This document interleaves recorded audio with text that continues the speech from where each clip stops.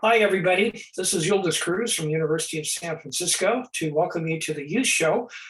Today we have a special guest too, Jackson He, and we have a special format for him to talk about an important topic, and that is Hexia, or harmony, a very important concept, not just in Confucian thinking and Chinese thinking, but throughout the world. So we'd love to hear the discussion from Mr. He from Jackson. So Jackson, please go ahead. Thank you, Professor Kruze. Yeah, continue on from our last session where Professor Kruze was talking about how people in Latvia are celebrating the beginning of summer, and also Yulin talk about how Chinese celebrate the beginning of summer. And as we can see that even though the two countries are so far away from two ends of the Europe-Asia continent, but that there are a lot of commonalities, and people really see the beginning of summer as a big deal for their life, and actually sharing the same enjoyment, the singing and dancing and all that. And as we can see that even people from different culture, they see a lot of things in common. That's also remind me, I think that as I used to work at Intel. At Intel, we often see that we need to finding the common ground and and hide and tolerate our differences. And the goal of that is to drive common goals for win-win solutions, right? And if we translate that in Chinese, it is actually 求同存异, that's seeking common ground and tolerate the differences.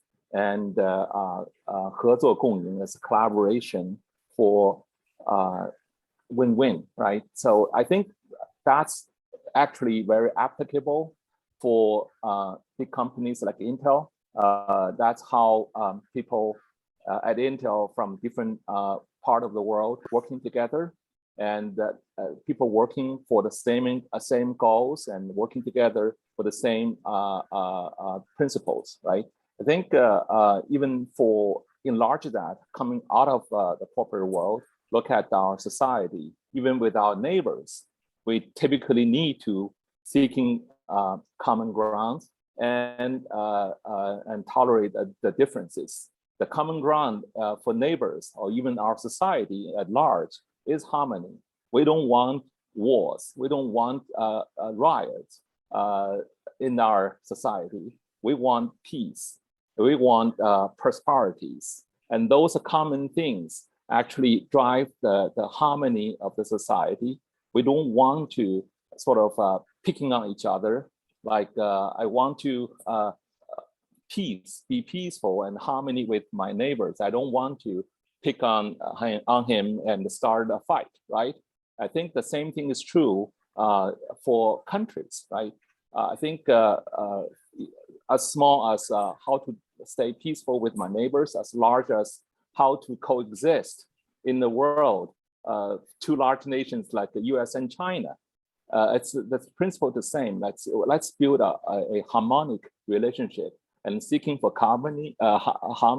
With the foundation of harmony, we can talk about friendship and a long-lasting partnership moving forward. I think that is key for people to get along together. I think that's why I really like the word harmony, and I think that we all need to do something to build this harmonic society.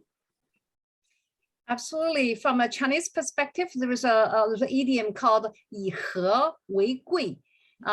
So basically, that translated English means that one of the vital importance of to our well-being is harmony. So that harmony, what's interesting is that's you, represent you. You are Jackson He. That's He. Well, that's a different word. Actually, my last name He means question mark.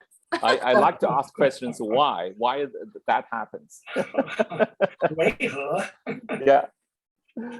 Yeah, but if you remember that in 2008 Olympic opening ceremony, there's a one big choreography, and actually in the end of the choreography, they show the word 和, that means peace and harmony, right? I think that's very essential to the Chinese culture. And I'm pretty sure that that's also very essential for our American people, because well, YUS, you've been in US for 50 years, right? 60 years, right? And well, Yulin and I also in the US for 30 years. We know that well, American people are peace-loving people, and I think that nobody wants to have disruptions or chaos in their life, right? That's I think that from that perspective, seeking for harmony is also true for the US as well. Yeah, in fact, you know, you mentioned about 208 Olympic. I recall that there was a theme song for 208 Olympic. It's called One World. You and me together. Yeah, yeah. That's the theme song. Yeah. We are family. So that is extremely harmonious and really nice song. Yeah, I really miss those good old days back in 2008, and that Olympic opening ceremony, and both the Russian and the U.S. president were there, right? But look at the opening ceremony this year, and the boycott from the Western world and all that.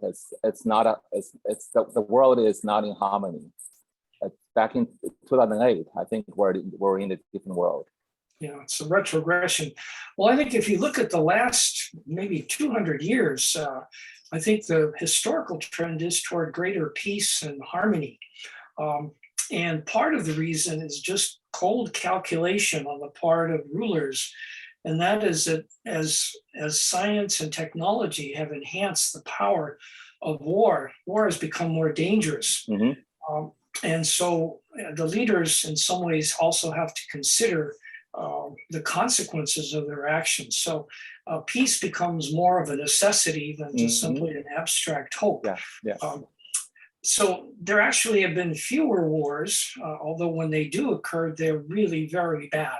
World War I, World War II, and the possibility of a nuclear war, which is something that has never happened before. Well, just the use twice, Hiroshima and Nagasaki.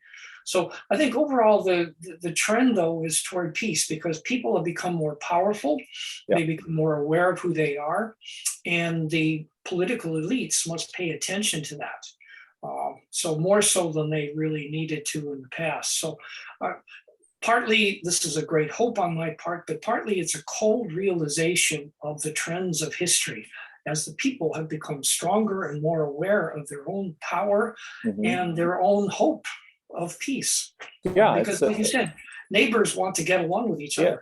Yeah. I think this is also can be called peace through strength, harmony through strength, right?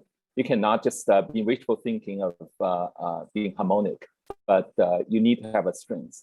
And I think that's what the world today is about. And I just hope that our politicians realize that we could, we're all peaceful people. We could coexist and be friendly with each other.